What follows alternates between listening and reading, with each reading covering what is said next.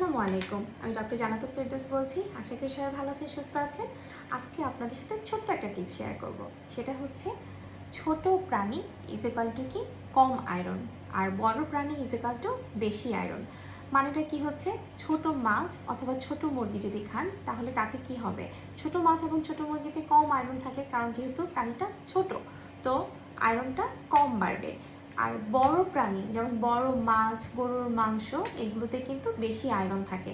কাজেই আপনি কথাটা দাঁড়ালো কি, ছোট প্রাণী ইজ ইকাল টু কম আয়রন আর বড় প্রাণী ইজ ইকাল টু বেশি আয়রন।